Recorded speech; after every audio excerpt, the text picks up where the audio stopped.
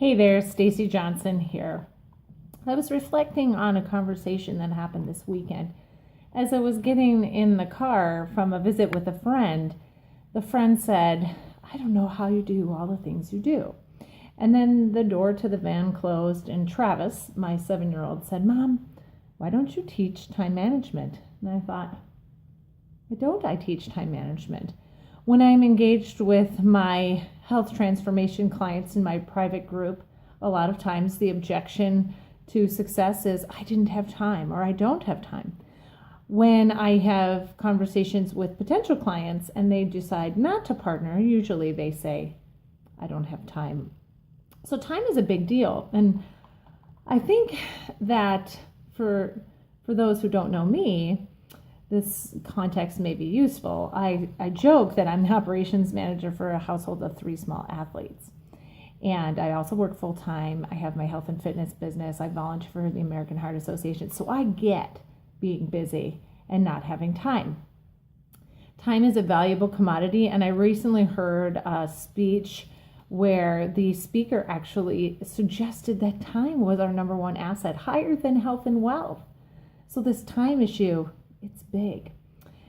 But I also want to argue that we all have the same 24 hours. And so that's kind of brain catching.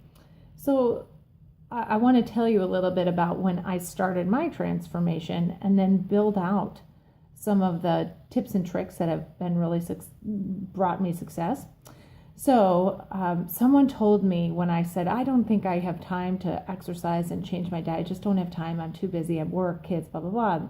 And this coach of mine said, you know what? You have time for what you want to have time for. And somehow I suddenly was able to fit in different things. It was a mental shift. So I want to provide to you that same statement. Maybe write it down, hang it from your monitor. You have time for what you want to have time for. And then I want to give you 3 tips that have been successful for me. 1 is outsource, 2, delegate, and 3, evaluate. And I'm going to unpack those. So number 1, outsource.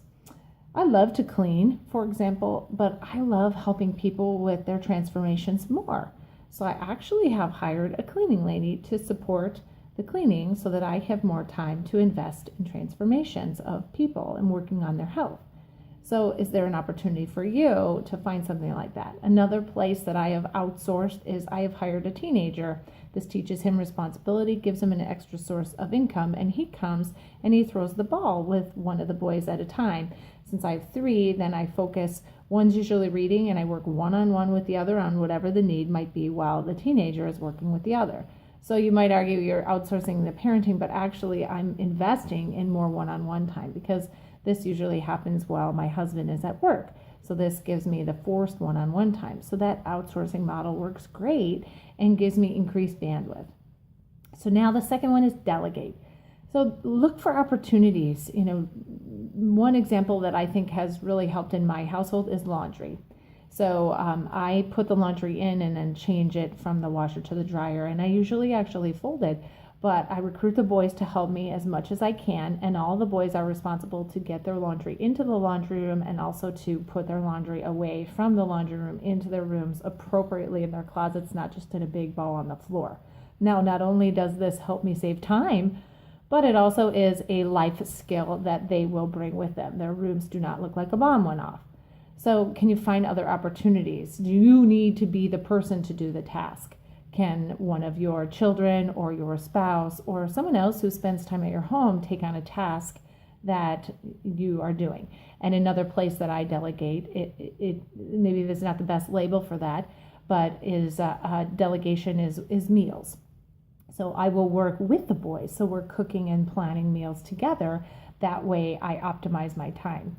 So I don't always completely delegate it, but sometimes I do. Hey, Travis, you get the condiments. Cooper, you get the plates. And if they're doing that while I'm serving the food, it goes faster and we're spending time. So then that leaves the last one, which is evaluate. You've heard a lot of success stories from people who lose weight talking about how they used a food journal, some sort of concept, maybe even an app where they wrote down all that they ate.